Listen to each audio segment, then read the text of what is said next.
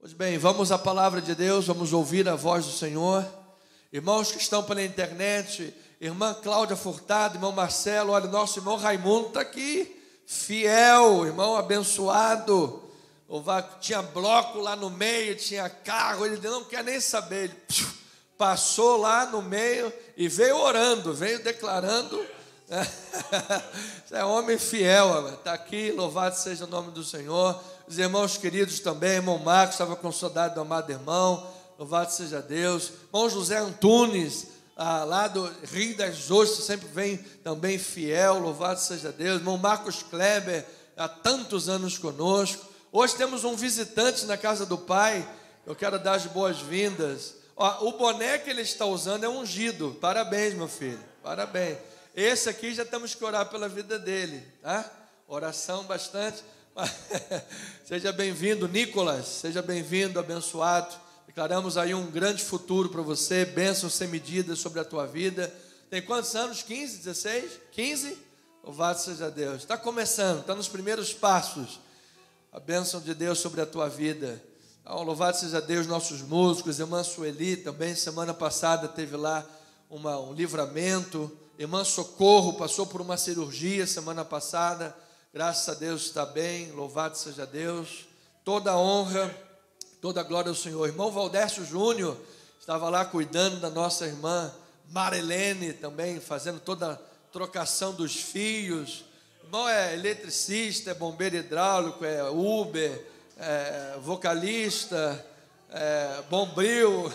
Louvado, parece com Zeca Pagodinho, só não pode cantar pagode, fora isso, já passou, né, amado? Já passou, louvado seja Deus. Irmã Cássia também, louvado seja Deus, fez lá os seus exames, deu tudo certo, né, amado? Graças a Deus. Estamos orando pela irmã Jaqueline, colocando diante do Senhor a vida dela. Irmão Eliado está lá, sempre comendo bastante, engordando. Ô, meu filho, estou brincando. Irmão Eliado também abençoado. Está cuidando do nosso TI da igreja. Esse dia lá com um tiro, com bala para todo lado, né? Ele veio, graças a Deus, fielzinho. Louvado seja Deus. O Senhor nos guarde, irmão, que Rio de Janeiro está só a misericórdia do Senhor. Irmão Alcir Bernardo, esperando lá a sua cirurgia. Estamos orando pela vida dele também, é verdade? Em nome de Jesus, possa sair essa cirurgia. Cada um dos irmãos, irmão Davi, fiel ao Senhor, cada um dos irmãos, me alegro pela vida de todos. Os irmãos estão viajando, não estão hoje, recebam meu abraço também, meu carinho, as nossas orações em nome de Jesus. Bom, vamos ouvir a voz de Deus. Romanos capítulo 12, versículos 1 e 2, compromisso com Deus. A misericórdia de Deus, o texto que vai tratar hoje, fala sobre a misericórdia de Deus, a decisão diária do homem, a renovação contínua da mente, a vida que frutifica para Deus. O irmão Rolando também, louvado seja Deus, estava ali, graças ao nosso baterista. O irmão do mel, se você quiser mel, fala com ele, que ele tem um melzinho lá, abençoado. Romanos 12, 1 e 2, diz a palavra de Deus: rogo-vos, pois, irmãos, pelas misericórdias de Deus, que apresenteis o vosso corpo por sacrifício vivo, santo e agradável a Deus, que é o vosso culto racional. E não vos conformeis com este século, mas transformai-vos pela renovação da vossa mente, para que experimenteis qual seja a boa, a agradável e a perfeita vontade de Deus. Vamos orar a Deus. Pai, obrigado por esta palavra que está sendo aberta. Nós queremos nesta manhã de ceia do Senhor fazê-lo com um espírito de gratidão. Vamos agradecer ao Senhor pela vida de cada um dos irmãos presenciais. Temos outros irmãos pela internet, irmão José Cardoso, irmão Carlinho, Ruth Busquet, irmã Eliana, e outros irmãos que estão participando deste culto. E nós queremos, Pai, como um coro, como irmãos que testemunham a palavra de Deus, rogar que o Senhor ilumine os nossos olhos, abra os nossos ouvidos do entendimento do coração, para que esta palavra não fique, ó Deus, na teoria do texto escrito, mas ela esteja escrita em nossos corações. Ela esteja fazendo transformações diárias, Pai, transformando-nos em melhores esposos, esposas, filhos, pais, mães, melhores membros de uma sociedade civil organizada, sejamos melhores profissionais nos nossos locais de trabalhos, empreendedores, empresários, a CLT, enfim, não importa. Onde o cristão estiver, estará lá um agente de milagres, estará lá um influenciador, estará lá luz no meio das trevas. Para isto, Paulo, agora do capítulo 12 em diante, vai tratar das questões práticas da igreja no mundo. Nós oramos, Pai, nós te agradecemos em nome de Jesus, e o povo de Deus diga amém e amém. Louvado seja Deus. Muito obrigado, irmãos amados, para a glória do Senhor. Amada igreja de Jesus, povo de Deus, família na fé, aqueles que têm os seus nomes inscritos no livro da vida e do Cordeiro, e diz a palavra, de modo nenhum será apagado. Isto é maravilhoso. Isto é maravilhoso. Nós temos estudado de forma consistente, contínua, sistemática, o livro de Romanos. Júnior, deixa 22 estar aqui. Então está ótimo, obrigado. Porque aqui na frente o fogo do Espírito está uma bênção. E lá fora o sol também está muito lindo, né? Graças a Deus. Então, igreja amada, temos estudado sistematicamente o livro de Romanos. Temos promovido o estudo da graça de Deus. E entendido como Deus soberanamente age e continuará agindo até o último dia, num relacionamento salvífico. O relacionamento de Deus conosco é salvífico. Nós estávamos perdidos, desgarrados, não tínhamos esperança e sem Deus no mundo, mas aprove o Senhor fazer cair sobre Jesus a iniquidade de todos nós. Por isso estamos celebrando hoje a ceia do Senhor. A ceia significa o corpo e o sangue de Jesus, aquele que tomou sobre si no madeiro os nossos pecados, aquele que derramou o seu sangue para nos justificar, ao terceiro dia bradou a grande mensagem do cristianismo, porque o anjo disse para aquelas mulheres: por que vocês buscam dentre os mortos aquele que ressuscitou, aquele que vive? É o nosso Senhor Jesus Cristo, está vivo, é Rei, é Senhor, e está aqui esta manhã governando as nossas vidas. Então, esta obra salvífica é o Evangelho, que Paulo chama nos 2 versículos que dão o tema de todo o livro do Romanos. Os 2 versículos são esses, está lá, Romanos 1, 16 e 17. O Evangelho é o poder de Deus para a salvação de quem? De todo aquele que crê. Aquele que crê neste Evangelho está salvo em Cristo Jesus.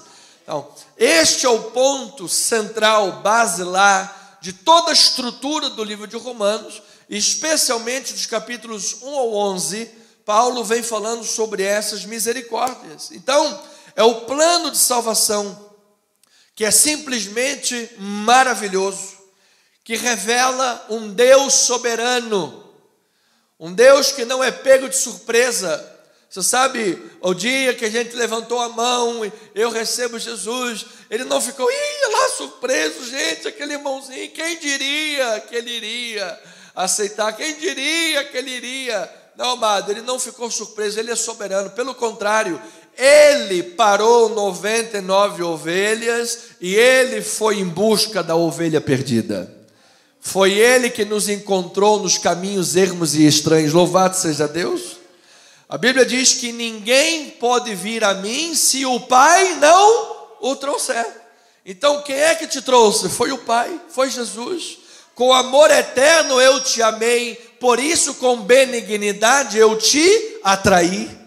Foi Ele, amado, que nos atraiu, foi Ele que nos trouxe, foi Ele que nos resgatou, Ele que nos transportou do império das trevas para o reino do Filho do seu amor. É como disse o teólogo, ele diz assim, gente, pensa o seguinte, só existem duas religiões no mundo, uma é a religião do homem, outra é a de Deus. A religião do homem busca meios e caminhos para tentar te ligar a Deus. Todas são falíveis, nenhuma delas tem sucesso. Porque é impossível, como homem, eu criar aqui um conjunto de regras, pode ou não pode, e ligar você a Deus. A religião de Deus, você imagina que é Jesus Cristo como uma grande cruz, que liga a terra e o céu. Por que a cruz? Porque foi Jesus morrendo naquela cruz, dando a vida naquela cruz, que foi a propiciação dos nossos pecados. Louvado seja o nome do Senhor. Então, toda honra e toda glória a Jesus, que fez esta obra maravilhosa de salvação, e por isso Ele é digno de ser louvado. Amados, quando nós pensamos na história da nossa própria vida, tantos caminhos que nós passamos, tantos erros que nós cometemos, tantas cascas de banana que nós escorregamos por aí, não é verdade? Quantas foram as vezes que nós pecamos com uma palavra errada, ou nos desviamos por um caminho equivocado? Quantas foram as vezes que nós agimos com ingratidão perante este Pai que sempre cuidou de nós? Quantas? Inúmeras, centenas de milhares. E quando nós pensamos que estamos aqui hoje, lavados, remidos pelo sangue de Jesus, o que é que vem em nossos corações? Obrigado, Jesus. Louvado seja o nome do Senhor. Levante aí uma das tuas mãos e diga: eu te louvo, Jesus, eu te agradeço, eu te exalto. Obrigado, Pai, pela tua graça, pela tua benevolência, pela tua benignidade. Obrigado, Jesus, porque a tua graça superabundou na minha vida.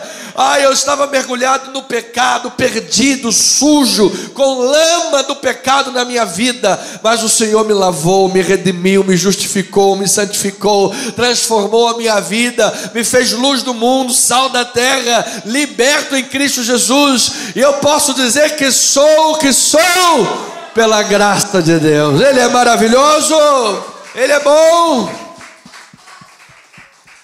Então, majestade, é o louvor que brota em nossos corações, é o louvor que brota pela obra de Deus. E é Paulo, conhecido como o apóstolo do final dos tempos, o apóstolo dos fins dos tempos. Por quê? Por que o apóstolo dos fins dos tempos, pastor? Paulo tem 2025 anos que veio para cá, que passou aqui na terra na época de Jesus. Por que o apóstolo dos fins dos tempos? Porque a primeira vinda de Jesus corresponde ao início dos últimos dias. A primeira vinda de Jesus abriu-se o leque dos últimos dias, porque Jesus veio como cumprimento dos profetas, o Messias, para pagar o alto preço e promover salvação. Desde lá, já estamos vivendo os últimos dias. Então, o apóstolo dos últimos dias, final dos tempos, Paulo, ele vem e revela, por inspiração de Deus, né, e deixa registrado no livro sagrado, a Bíblia, o mistério de Deus. E aqui, essa expressão mistério, eu já falei em outras mensagens, que ela é dedicada para alguns pontos de teologia.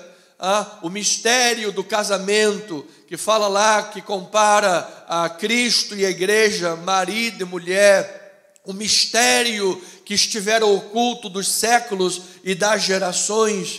O mistério lá em Efésios capítulo 1, que fomos predestinados para o louvor da glória. Mas sempre que trata dessa questão do mistério, tem um pano de fundo que mostra o plano de salvação. O plano de salvação. Ou seja, e aqui dentro desse contexto específico, Paulo mostra que o Senhor não rejeitou a Israel. O primeiro ponto, e que é importante para nós: Deus não rejeitou o povo de Israel. Não rejeitou. Porque a gente pensa, gente, que povo sofrido. Não é verdade? O povo foi para a Babilônia, o povo foi para a Síria, o povo estava debaixo da chibata do Império Romano, o povo foi desterrado tantas vezes, não é verdade? Ficou 1948 anos longe da sua terra, até que em 1948, em maio de 48, com a assinatura de um brasileiro, Israel voltou a ser um estado e o povo judeu voltou para sua terra, louvado seja Deus por isso, como cumprimento de profecias do Novo Testamento e do Antigo também, louvado seja Deus. Ele diz assim: farei uma nação nascer em um dia. Você sabe quando que a nação nasceu em um dia? Foi lá em 48, louvado seja Deus. Era cumprimento da promessa. Pegarei desses vales de ossos secos e soprarei, e nascerá um exército. Nasceu o exército para a glória de Deus. Vai, dá licença, vai levar? Continua alto. Mas a senhora está bem? Mas está se sentindo bem? Tá, então vai com Deus, tá? Em nome de Jesus. Qualquer coisa me avisa, tá bom? Eu não me lembro, mas é perto do Paulo de Fronten. Vai até o Paulo de Fronten e vira à direita, tá? Em nome de Jesus. E os anjos do Senhor acompanhem. Esteja bem curado e sarado em nome do Senhor Jesus. É bom para poder... A pressão da nossa pastora está um pouco alta, né? Então é bom para poder ir na emergência e vai baixar essa pressão em nome do Senhor Jesus Cristo. Para a glória de Deus. Tomou às 7h10 da manhã. Às 7h10 da manhã. Então, amados irmãos, nasceu o povo de Israel como cumprimento das profecias, como cumprimento do chamado e da palavra de Deus. Isso faz referência ao plano de salvação de Deus. Estava no script, estava no plano de Deus. Nada foi de surpresa, estava dentro do plano de Deus. Ao mesmo tempo que Deus não rejeita Israel, Paulo está revelando esse mistério à igreja de Roma e hoje para nós aqui. Ao mesmo tempo que Paulo diz: Deus não rejeitou o seu povo, Deus tem um plano para o povo de Israel. Ao mesmo tempo, Deus tem um plano entre os gentios. Quem são os gentios? Gentios são aqueles que não têm sangue israelita.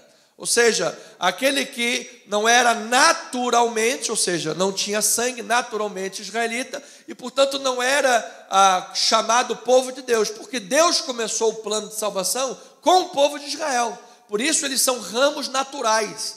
E aí Deus chama Abraão e diz: Abraão, em ti serão benditas todas as nações da terra. Então, desde o primeiro que foi chamado ali, depois de Abraão, Isaac, Jacó, depois de Jacó vieram 12 tribos de Israel, e aí a história do povo de Israel. Antes, lá em Abraão, eram conhecidos como povo hebreu, o povo hebreu, aqueles que atravessaram o rio. Depois de Jacó, que Deus mudou o nome de Jacó para Israel, ficaram conhecidos como os israelitas. E depois que o reino do sul foi dividido, o reino do norte e o reino do sul, as tribos do norte, as 10 tribos sumiram, as tribos do sul, que eram Benjamim e Judá. Então, a partir daí, 586 depois de Cristo, através da tribo de Judá, esse povo ficou conhecido como os judeus, por causa da tribo de Judá. Então, Deus sempre teve esse povo, ramo natural. Em ti serão abençoados os povos da terra. Começou ali, mas Deus sempre teve um plano de nos alcançar. Sempre teve um plano de alcançar você e a mim, louvado seja Deus por isso. Sempre estivemos debaixo dos planos de Deus. Portanto, ao mesmo tempo Ele não rejeitou um, e ao mesmo tempo está salvando o povo entre os gentios. São as misericórdias de Deus pelas nações. Então, amado, o tempo basilar, o tempo que sustenta tudo isso, mesmo aqueles que estão no Antigo Testamento, quem é? É Jesus. A palavra diz que virá de Sião o libertador. Pastor, mas aqueles que vieram antes de Jesus, como é que é? Eles também são salvos em Cristo? Claro, eles são amados pelos patriarcas, mas a salvação vem em Cristo. Por quê? Porque eles tinham uma esperança de que o Messias viria. Eles tinham uma expectativa de que o Messias viria. E nós temos a concretização disso. O Messias veio. Eu creio em Jesus Cristo, Senhor dos senhores. Então, todos foram salvos em Cristo Jesus. Eu declaro, amado, entrega a tua vida para Jesus. Internautas todos, se você ainda não fez, faça. Só Jesus é o caminho, é a verdade e Ele é a vida.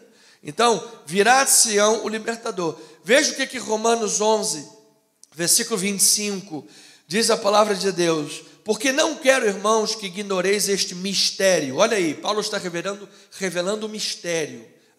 Para que não sejais presumidos em vós mesmos. Qual é o mistério? Que veio o endurecimento em parte a Israel, até que haja entrado a plenitude dos gentios. E assim todo Israel será salvo, como está escrito: virá de Sião o libertador, e ele apartará de Jacó as suas o quê? Iniquidades. Louvado seja Deus. É o que ele está fazendo. Versículo 29. Porque os dons e a vocação de Deus são irrevogáveis. Porque assim como vós também outrora, olha lá, assim como vós também outrora fostes desobedientes a Deus, mas agora alcançastes misericórdia, à vista da desobediência dos judeus, assim também estes, os judeus, agora foram desobedientes, agora os gentios foram desobedientes, para que igualmente eles alcancem misericórdia, à vista do que foi concedida. Ou seja, Deus endureceu lá para que nós tivéssemos oportunidade e fomos salvos. Agora, muitos de nós são desobedientes, endurecidos, para que eles tenham oportunidade novamente. Por quê? Versículo 32. Deus a todos encerrou na desobediência, a fim de usar de misericórdia para com todos. Então, essa é o plano de salvação misterioso, desdobrado por Paulo, ensinado e revelado, que a salvação, amado, é para todos que creem. Então não me importa se você está do outro lado do mundo, aonde você estiver, na situação que você estiver, o poder da salvação pode alcançar a tua vida hoje. Quebrar as forças satânicas nesta hora. Olha, dentro daqueles blocos de carnaval, cheio de demônios e pombagira, Deus tem gente lá e Deus pode tirar você desse caminho errado. Deus pode salvar, porque Deus tem gente em todo lado. Então, a salvação é dada por fé em Cristo. Esta é a riqueza do plano de salvação. Então, Deus tem um plano. Como é que eu recebo? Pela fé. E esta é a riqueza do plano. Por quê? Existe uma doutrina, que é a doutrina de obras, que diz que você é salvo pelas obras. Dos anos 90 em diante, cresceu uma religião no Brasil cresceu muito, atribuindo a salvação à caridade. Se você faz, e dizia a máxima, sem caridade não há salvação. Amado, essa é uma doutrina elitista. Porque, amado, tem muita gente pobre que vende o almoço para comer o jantar. Como é que ela vai ser salva fazendo caridade? Tem muita gente deficiente física, com tremenda dificuldade de fazer uma boa obra. Como é que ela vai ser salva fazendo boa obra? Não é verdade? Então, a quem tem mais boa saúde, ou quem tem mais condição financeira, é favorecido. É uma doutrina elitista. Então, a riqueza é a fé. Por quê? Fé todo mundo pode ter. E se você crê, amado, você está salvo em Cristo Jesus. Então, olha lá, diz a palavra em Romanos 11, 33, parte A e 35, diz a palavra do Senhor: ó profundidade da riqueza. Aí, ele já expliquei semana passada que ele faz uma estilística da escrita, ele pega o primeiro e o último e vai fazendo isso. Então, ó profundidade da riqueza. Onde está a riqueza? Versículo 35. Ele diz: quem primeiro deu a Deus, quem primeiro deu a Ele, para que lhe venha a ser restituído.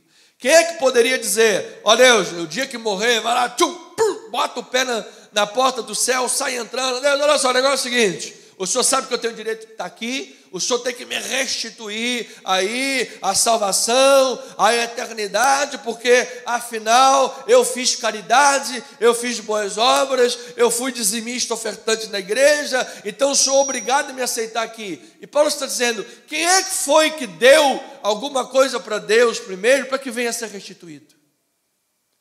Ninguém, amado. Você é o que é pela graça do Senhor Jesus Cristo.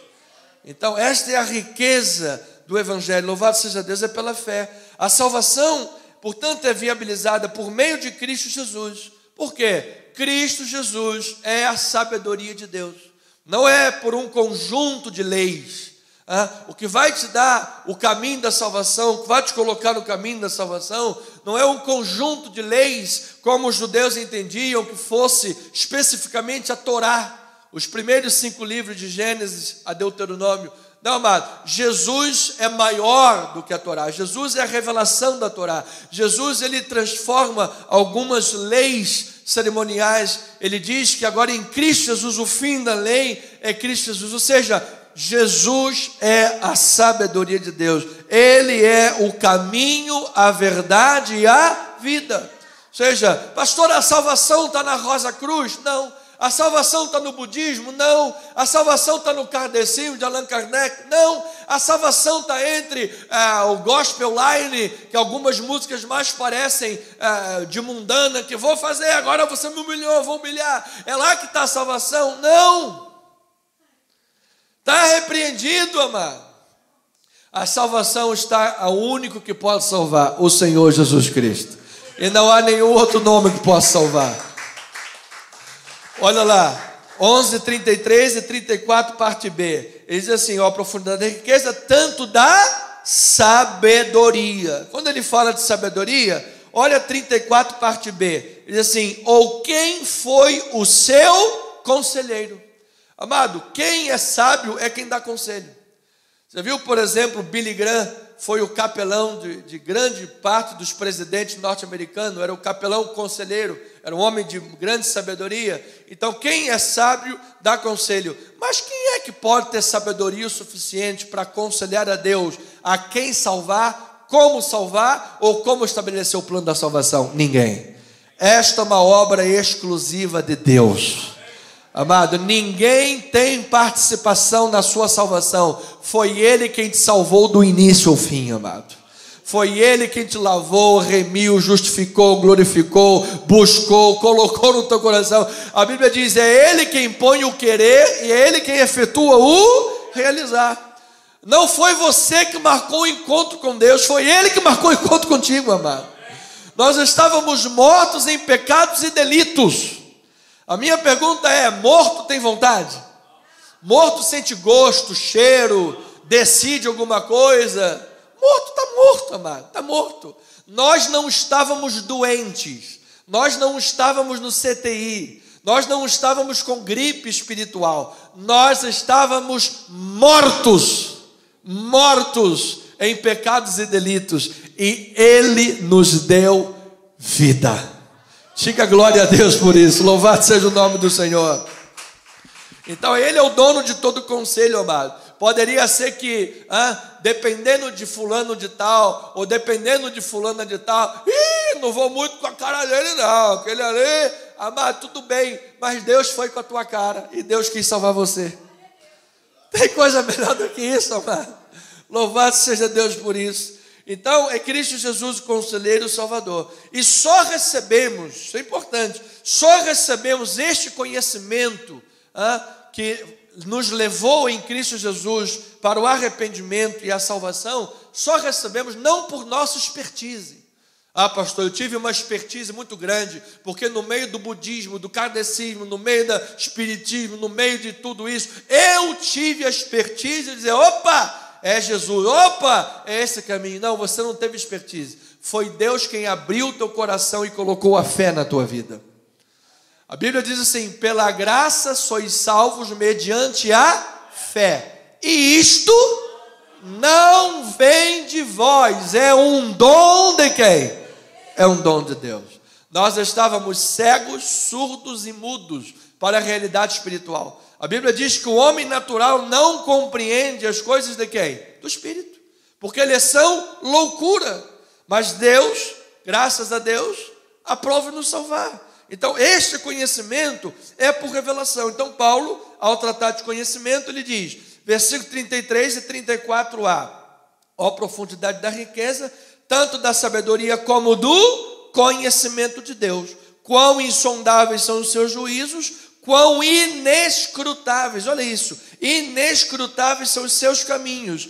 Quem, pois, conheceu a mente do Senhor? Quem, amado? Quem é que poderia dizer, eu conheço a mente de Deus? Ninguém poderia falar isso. Se Ele não nos tivesse dado revelação do caráter dEle, se Ele não nos tivesse dado revelação do amor dEle, nós não conheceríamos.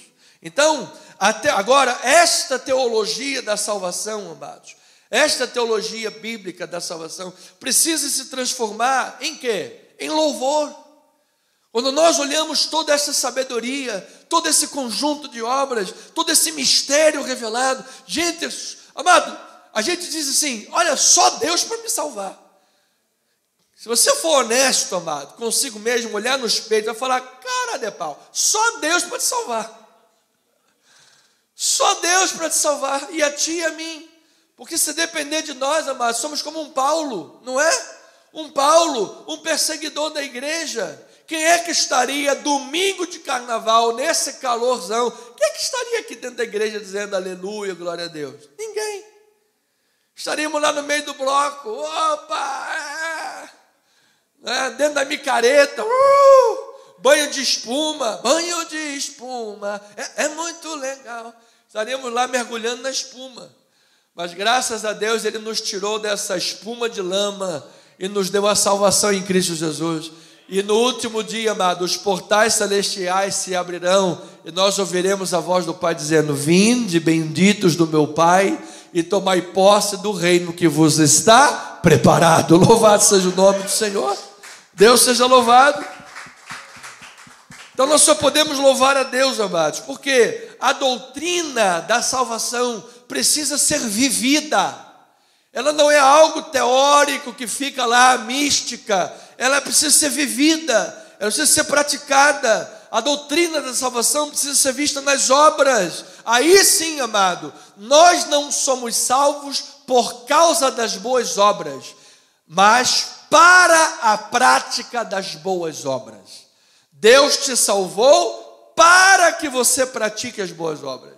Ele não te salvou porque você pratica, é o contrário. Ele te salvou pela graça, apesar de nós, para que você seja um praticante de boas obras.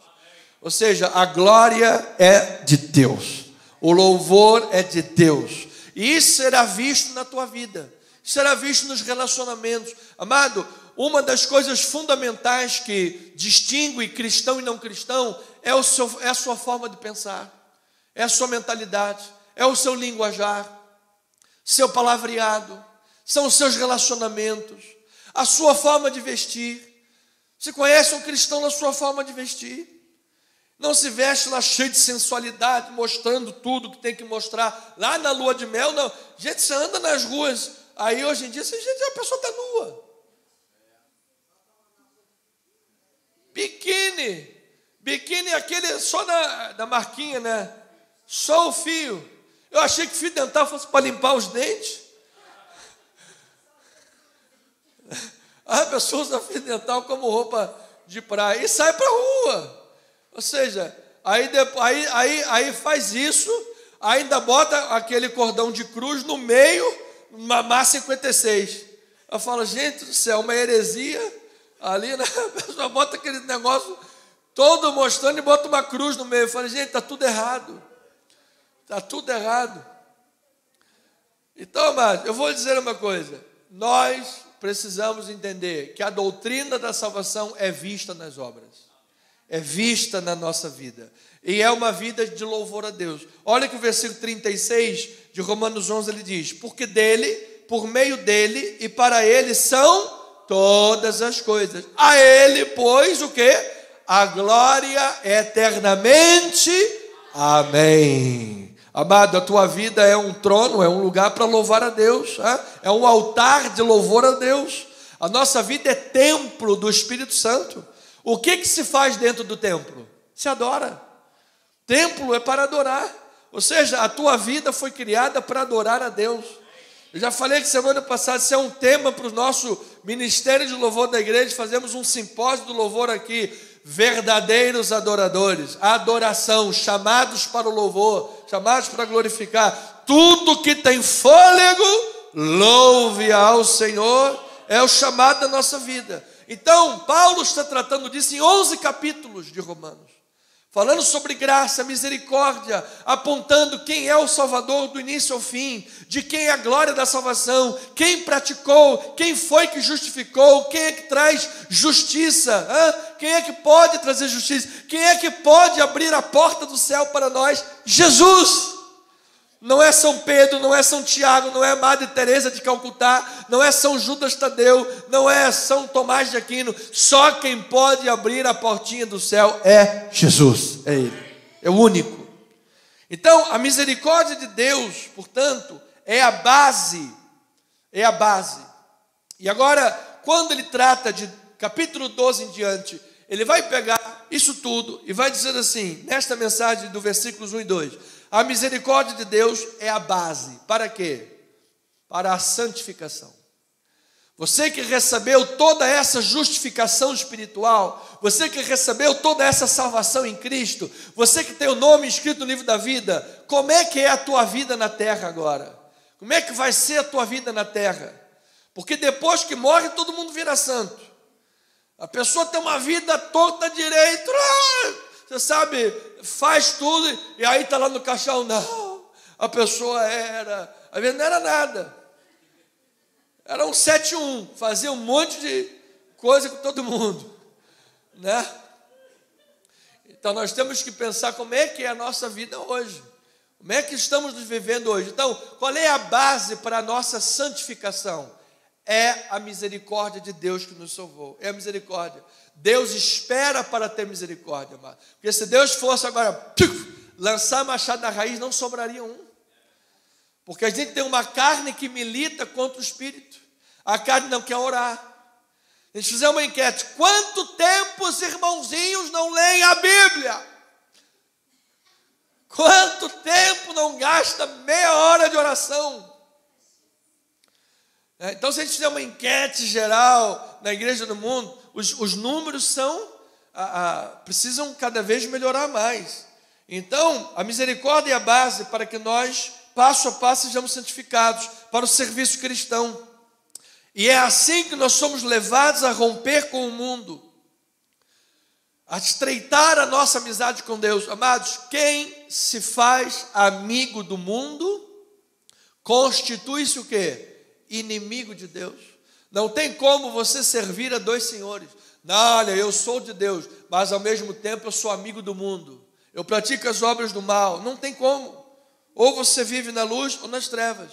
Então, é isso que constitui a nossa ética cristã, para que nós vivamos alinhados com a vida vindoura.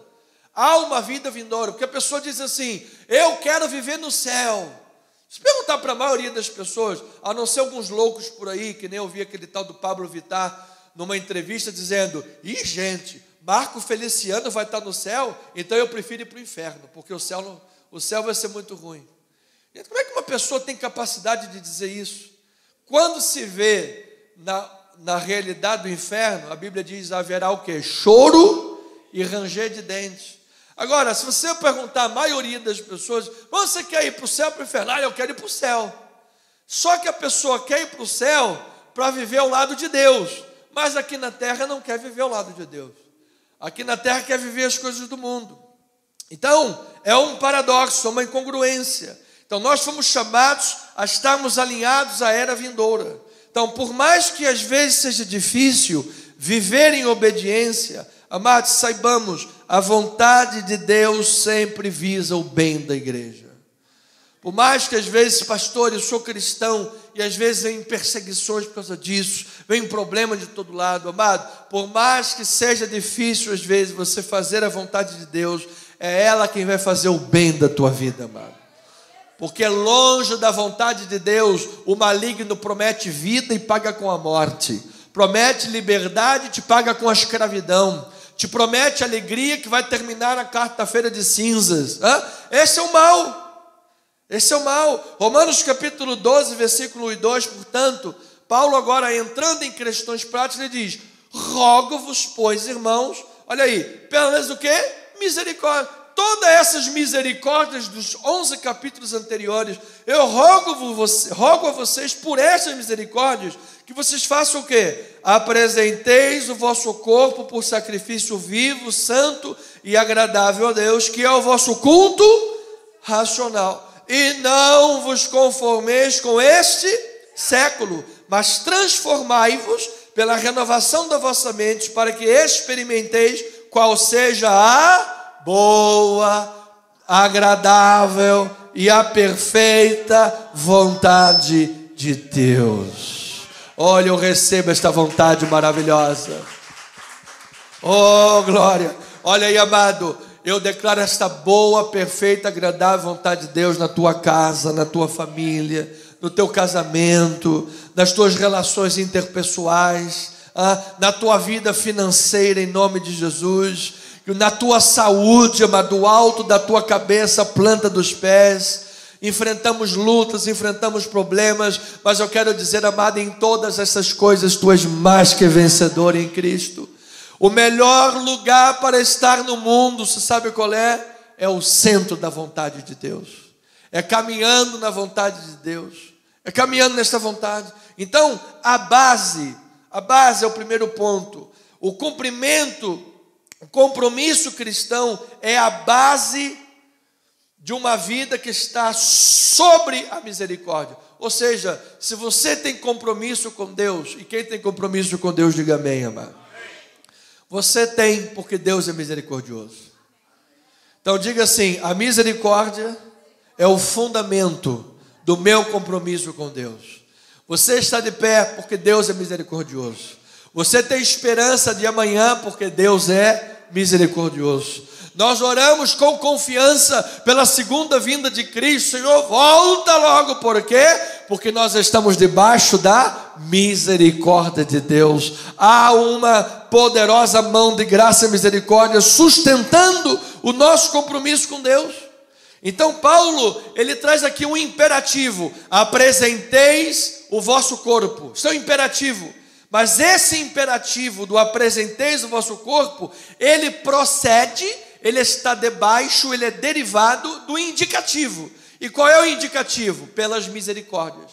Apresenteis o vosso corpo pelas misericórdias de Deus. Ou seja, você saiu da tua casa, você venceu o carnaval, você venceu o mundo, você vem para a igreja diariamente, não por medo do inferno. Ninguém vem para a igreja mais aqui nesta igreja por medo do inferno, amado. Sabe por quê? Porque você sabe que você foi livre do inferno. Você foi livre pelo sangue de Jesus. Nós não servimos a Deus por medo do diabo. Não. Tem gente que diz assim: ah, Deus, não volta agora não. Espera, deixa eu viver, a vida aqui é muito boa. Sabe, o mundo é muito bom. Amado, você sabe, a melhor coisa é a presença de Jesus. Volta para onde tem Deus, que é a melhor coisa. Então nós não servimos a Deus por medo do inferno ou por qualquer outra coisa, mas servimos por gratidão, porque estamos debaixo da misericórdia. Então, a vida dedicada a Deus, ela deve ser motivada por aquilo que Deus fez por nós em Cristo Jesus. Se a motivação da tua vida para servir a Deus tem qualquer outro modo ou de qualquer outra forma, se a santificação ou qualquer outra coisa tem outra motivação, isso vai se tornar legalismo na tua vida. Ou seja, não, eu me dedico a Deus porque afinal, sabe, Deus tem um telefone vermelho comigo e eu sou o cara. Ou seja, é legalismo. Ou se você acha que através das suas obras humanas você pode adquirir justificação, isso é legalismo. Então a base do nosso compromisso com Deus é a misericórdia. Se a misericórdia não fosse o ponto de partida, a vida cristã não passaria de uma mera aparência externa, porque nós estaríamos fundamentados na justiça dos homens, estaríamos fundamentados no subjetivismo moral. Se a nossa vida cristã não estivesse baseada na misericórdia de Deus, o cristianismo se tornaria um resultado do que eu acho que é mais moral. Não, eu acho que isso daqui é mais moral do que aquilo. Eu acho que isso daqui é o caminho. Amados, nós não estamos aqui servindo a Deus por achismo.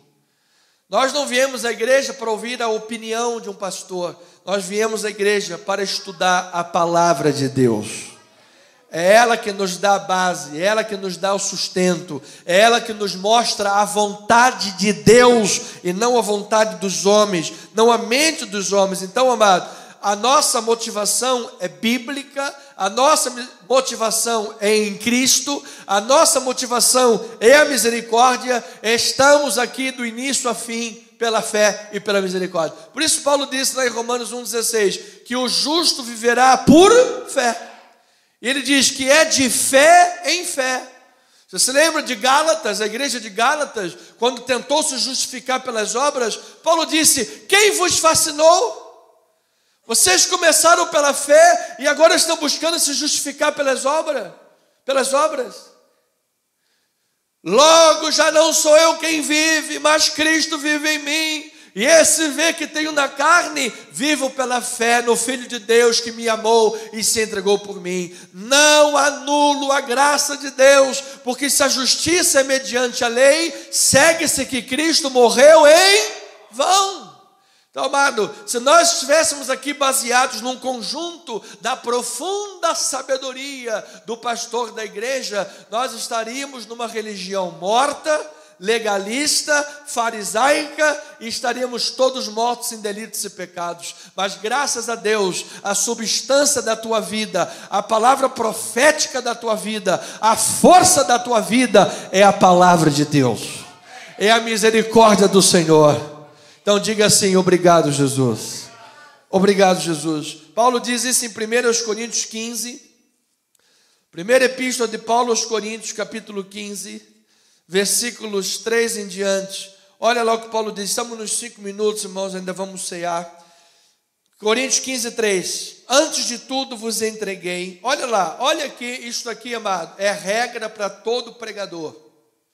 Todo pregador e todo missionário deve basear sua mensagem, sua missão, dentre outros, nesse versículo. Olha que Paulo está dizendo: antes de tudo vos entreguei o que também recebi. Eu não posso te entregar o que eu não recebi do Senhor. Só entregue o que você recebeu. Aí ele diz o que ele recebeu: que Cristo morreu pelos nossos pecados segundo as Escrituras, e que foi sepultado e ressuscitou ao terceiro dia segundo as Escrituras, e apareceu a Cefas e depois aos 12. Depois foi visto por mais de 500 irmãos de uma só vez, dos quais a maioria sobrevive até agora, porém alguns já dormem. Depois foi visto por Tiago, mais tarde por todos os apóstolos, e afinal, depois de todos, foi visto também por mim, como por um nascido que fora de tempo. Amado, quem é que poderia se identificar aqui como Paulo? Pastor, eu fui nascido fora do tempo. Sabe, às vezes alguém que teve uma raiz cristã, seus pais foram cristãos, papai, mamãe, a família foi cristã, e a pessoa foi lá arrastando no mundo, mas tem um dia, amado, quando Deus tem um plano com esta vida, Ele traz esta pessoa. Você pode ter nascido fora do tempo, mas graças a Deus você nasceu em Cristo. E aquele que está em Cristo é uma nova criatura. Aí ele diz, vê lá, versículo 9.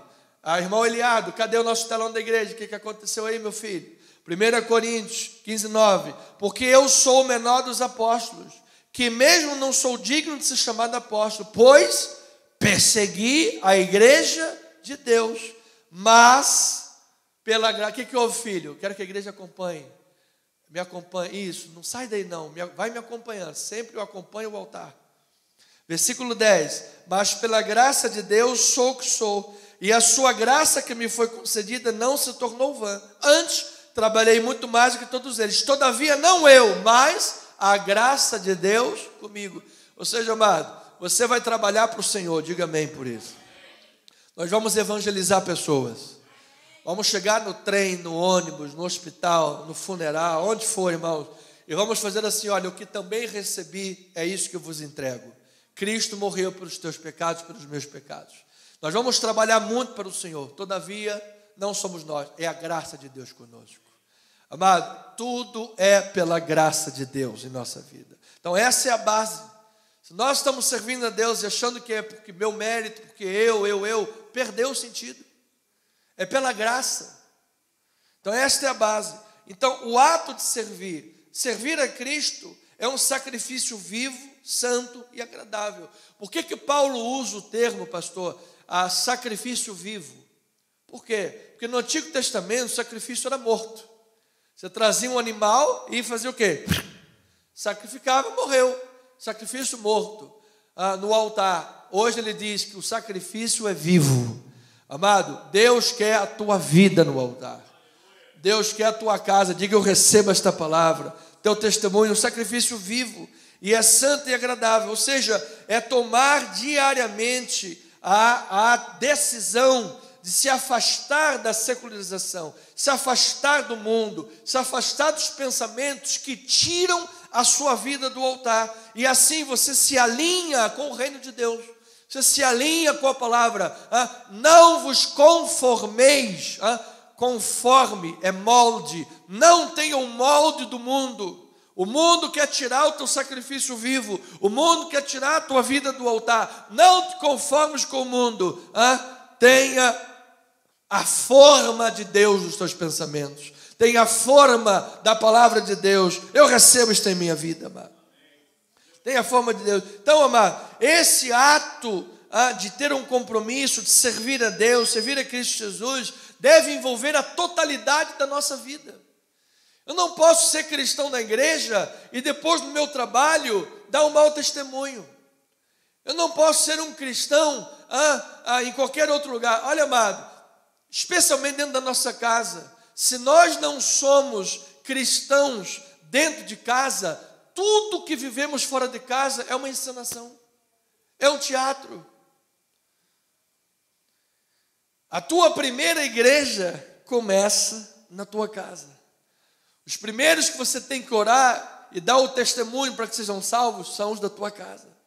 Às vezes nós guardamos os melhores talheres para quando recebe visita, não é assim? As melhores xícaras de porcelana quando recebemos visita. Quando estamos em casa, bota tudo quebrado para a família. Faz o contrário, amado. Bota para a tua família aquela porcelana bonita.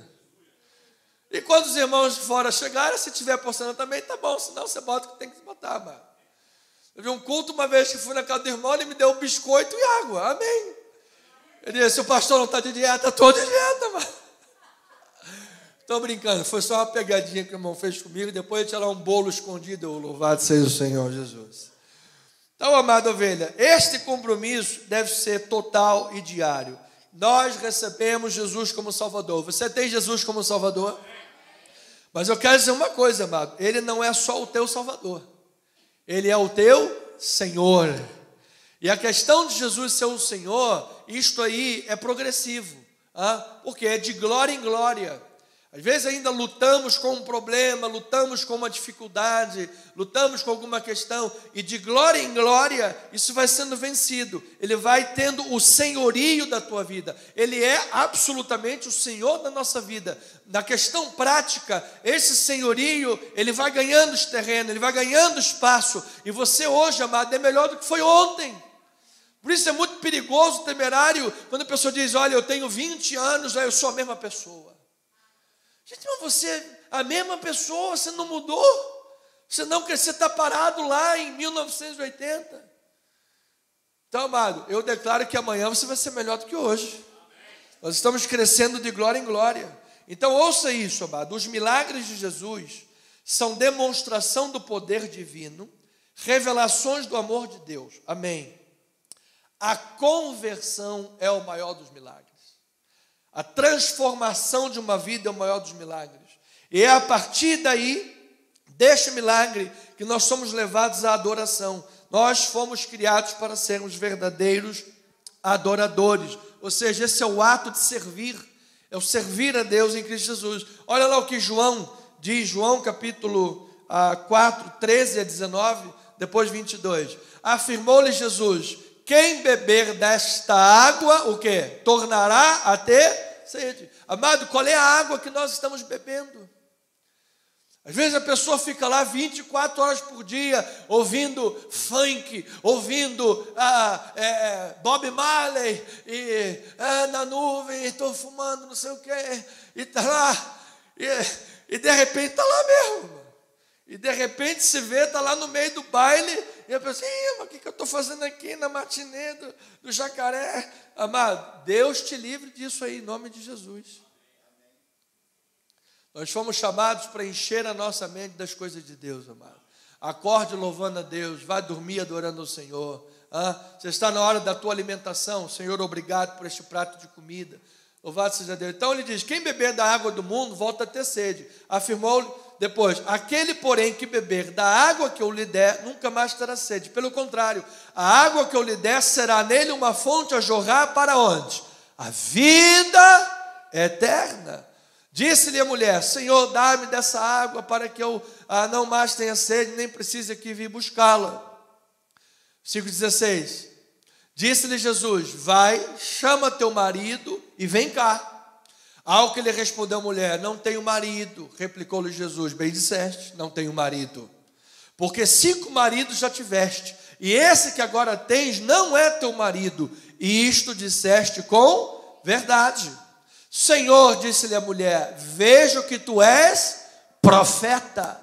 Então a palavra de Deus foi direto para a vida daquela mulher, para transformar a vida daquela mulher. Jesus estava ali para transformar a vida daquela mulher. E aí Jesus diz, vós adorais o que não conheceis, nós adoramos o que conhecemos. Por quê? Ela era samaritana, achava que viria lá não sei de onde, do Salvador, e Jesus estava dizendo, a salvação vem dos judeus, não de uma mistura étnica, um judeu samaritano, não, a salvação vem dos judeus. Aí ele deu, ou seja, era o próprio Jesus. Aí ele diz, versículo 23, mas vem a hora e já chegou, em que os verdadeiros adoradores adorarão o Pai em espírito e em verdade. Por quê? São estes que o Pai procura para seus adoradores. Para seus adoradores. Louvado seja o Senhor. Amado, em espírito e verdade, que Deus transforme o teu casamento nesta manhã. Porque Ele transformou a vida desta mulher. 5 maridos já tiveste. Esse aí que você tem não é nem teu marido. Está aí no tico-tico no fubá. Você tem que regularizar a tua vida. Ou seja, amado, Ele transformou o casamento, a vida pessoal daquela mulher. Amado, Deus quer transformar a minha vida diariamente. Deus quer transformar a tua vida diariamente, para que você se pareça mais com Jesus Cristo. Você recebe esta palavra na tua vida. Você recebe ser imagem e semelhança do Senhor na tua vida prática, no teu palavreado, nos teus pensamentos, na tua vida familiar, na tua vida conjugal. Amado, você chegar no teu local de trabalho e você sentir a presença de Deus no lugar do trabalho. Olha, é maravilhoso quando nós estamos na igreja. É maravilhoso quando nós estamos com os irmãos. É maravilhoso quando nós adoramos aqui em espírito e verdade. Nós sentimos a presença de Deus perceptível e real. Mas eu vou lhe dizer uma coisa, a presença de Deus precisa estar lá no teu trabalho também. A presença de Deus precisa estar lá na tua academia de ginástica, quando você está lá malhando, treinando. Pensa nas coisas lá do alto, amado. A presença de Deus precisa estar onde você estiver andando. Por quê, amado? Disse Jesus, vós sois a luz do mundo, vós sois o sal da terra. Haverá o tempo em que o verdadeiro adorador não adorará nem lá no monte, nem lá em Jerusalém, mas o Pai vai procurar aqueles que o adorem em espírito e em verdade. Porque o que adianta cumprir uma regra religiosa, subir o Monte Sinai, subir o Monte Tabor, Gerizim, Genezaré, o lago e não sei o que, e fazer todas as lavagens, milhões de lavagens, entra no mikve, sai do mikve, entra na lavagem do pé, sai da lavagem da mão, e faz isso, lava isso, e cumprir isso tudo. Mas Isaías disse, este povo me honra com os lábios, mas o seu coração está distante de mim. E a gente vem para a igreja e canta, glória, glória, aleluia, glória, glória, aleluia. Aí chega lá em casa, o lanchinho, o lanchinho da madrugada, Ou então chega em casa e canta, uma vez Flamengo. Ah, não, essa daí. Essa não tem. Essa aí não tem tanto problema, não. Anda, bota um Jesus lá no meio para dar uma santificada, mano. Estou brincando. Tá bom, deixa eu terminar Porque assim, o meio que isso tudo é promovido, é real, se torna real, é a renovação da mente. É a renovação da mente. Você tem a base que é a misericórdia de Deus. Diga glória a Deus. Mas como é que você serve a Deus? Como é que o ato de servir a Deus, de crescer em Cristo Jesus, como é que ele é real? É através da renovação mental que se dá por meio da palavra. Vamos lá em Tito 3, estamos terminando. Diz a palavra 3, 3 a 5 e 8, diz assim: pois nós também outrora éramos o quê? Nécios, éramos desobedientes, éramos desgarrados, escravos de todas as paixões e prazeres. Como é que nós vivíamos? Em malícia e em inveja. O cara perdeu 3 quilos, já fica com inveja. Não pode, amar. Inveja, odiosos, odiando-nos uns aos outros. Versículo 4, quando porém se manifestou, graças a Deus, a benignidade de Deus nosso Salvador e o seu amor para com todos. Versículo 5, não por obras de justiça, olha lá, amado, não é por obras de justiça praticadas por nós, mas segundo a sua misericórdia. Ele nos salvou mediante o lavar regenerador e renovador do Espírito Santo. Versículo 8, fiel é esta palavra. E quero que no tocante a estas coisas, ou seja, a misericórdia, o lavar renovador e regenerador do Espírito, a benignidade de Deus que nos alcançou, transformou nossa vida, isto é o poder de Deus da palavra, ou seja, quero que no tocante a estas coisas, faças a afirmação confiadamente, para que os que têm crido em Deus, sejam solícitos na prática de boas obras. Estas coisas são excelentes e o quê? Proveitosas aos homens. Oh, diga aí um amém, glória a Deus por isso. Amado, quando você estiver diante dos ataques do inimigo, faça a afirmação da palavra de Deus. Quando estiver diante de uma luta, de uma crise existencial, diga: o Senhor é o meu pastor e nada me faltará. Eu sei, eu creio, não há impossíveis para aqueles que creem em Deus. Para Deus tudo é possível. Aquele que está no esconderijo do Onipotente não vai ser derrotado, não será atingido. A palavra de Deus diz que a destra do Senhor é fiel e Deus me guarda. Que às vezes nós somos assaltados em nossos pensamentos. É o medo, é a desconfiança, é a ansiedade. No meio disso tudo, amado, a palavra é fiel e será proveitosa na tua vida. Então, amados, em decorrência do compromisso diário com Deus, em Cristo, por meio do poder do Espírito Santo, nós discernimos e fazemos a vontade de Deus, porque este é o plano de Deus para nós, que nós pratiquemos a vontade de Deus. E vou lhe dizer, amado, o Espírito Santo vai te capacitar para isso. A palavra de Deus vai renovar a tua mente para isso. Você sabe quando a gente se sente cansado, às vezes a gente chega para orar, aos frangalhos, pega até no sono. Não tenha vergonha, amado. Não tenha vergonha de dormir na hora que você vai orar. A minha pergunta para os pais da igreja: qual é o pai que ficaria irritado com o filho que dorme no seu colo? Pode dormir quando você estiver orando, amado, mas durma no colo do Pai.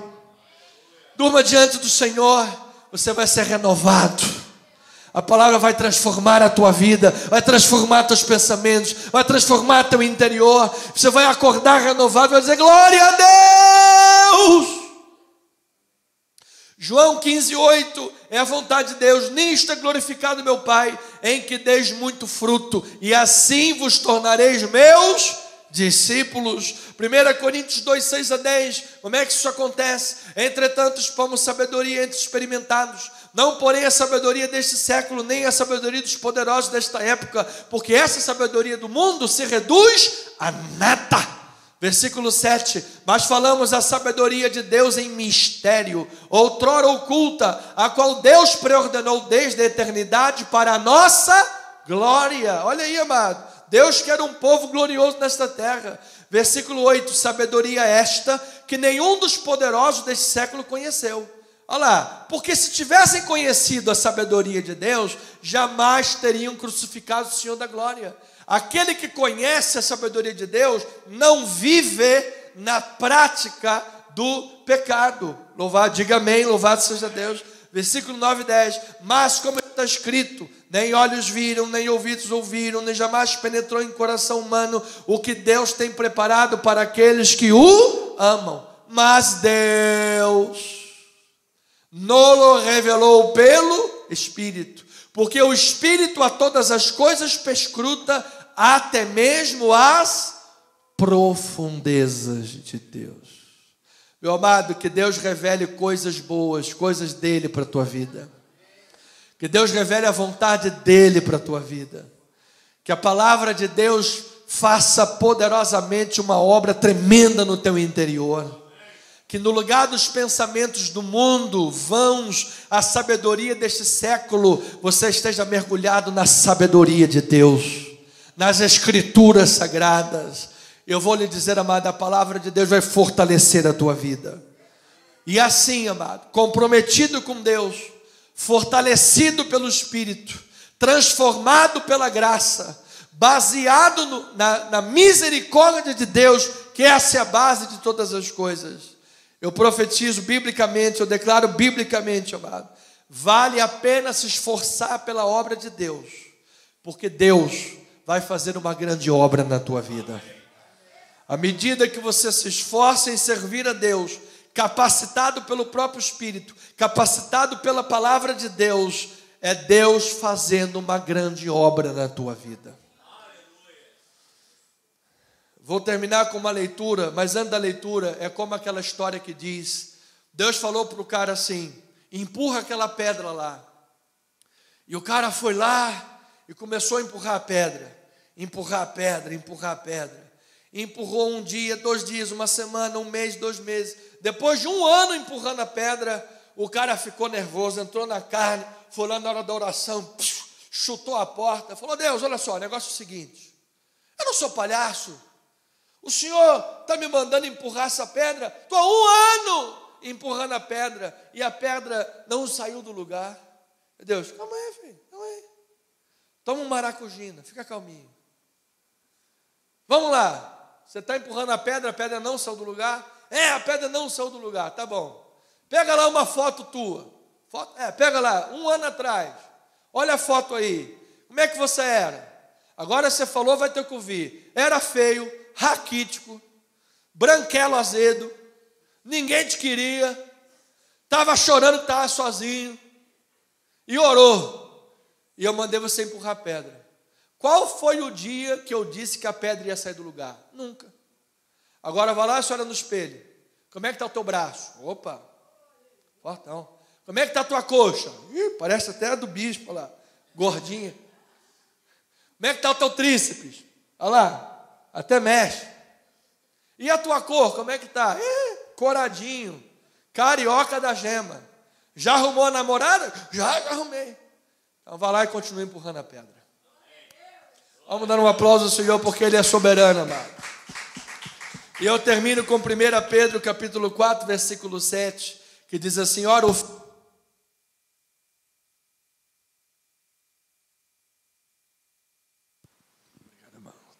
glória a Deus. O fim de todas as coisas está próximo. Eu vou tirar a capinha, mano. Está próximo. Sede, portanto, criteriosos e sóbrios, a bem das vossas orações. Versículo 8. Acima de tudo, porém, tende amor intenso uns para com os outros, porque o amor cobre multidão de pecados. Ele está falando de obras, de prática. É o que Paulo queria com a igreja de Roma, prática. Versículo 9, sede mutuamente hospitaleiros, sem murmuração. Versículo 10, servi uns aos outros conforme o dom que recebeu, como bons despenseiros da multiforme graça de Deus. Agora, como é que isso tudo vai acontecer? Como é que isso tudo vai acontecer? Versículo 11, se alguém fala, fale de acordo com os oráculos de Deus. Se alguém serve, ele diz, faça-o na força que Deus supre. Você recebe esse suprimento na tua vida, amado? Eu recebo. Para que em todas as coisas seja Deus glorificado por meio de Jesus Cristo, a quem pertence glória e domínio pelos séculos dos séculos. Amém. Eu quero declarar na tua vida um mês de março poderoso, um mês de março cheio da glória de Deus, que você possa viver o melhor mês da tua vida, que você possa ser suprido na tua força, que você possa ver Deus agindo em todas as áreas da tua vida, que você é um instrumento de Deus, você é um instrumento de Deus, você é uma ovelha de Deus, e Deus vai agir poderosamente. Receba esta palavra, creia nesta palavra, e que em nome de Jesus, amado, hoje, pela palavra, pela misericórdia, pela graça de Deus, as tuas forças sejam renovadas, a tua vida seja renovada diante de Deus, e que você entenda que não é na força da tua carne, você não vai conseguir mover a pedra na força da tua carne, as coisas vão mover-se na tua vida de acordo com a vontade de Deus. Ele mandou empurrar a pedra, empurra a pedra. Ele mandou empurrar a pedra, empurra a pedra. Ele vai trabalhar na tua vida, Ele vai trabalhar nos teus músculos espirituais, Ele vai trabalhar na tua mente, e quando você se aperceber, você terá discernimento espiritual e vai ver, gente, eu aprendi a não me conformar com o mundo, eu aprendi a fazer a boa, agradável e a perfeita vontade de Deus. Será bênção para a tua vida. Diga: eu recebo esta palavra. Que assim seja, assim diz o Senhor.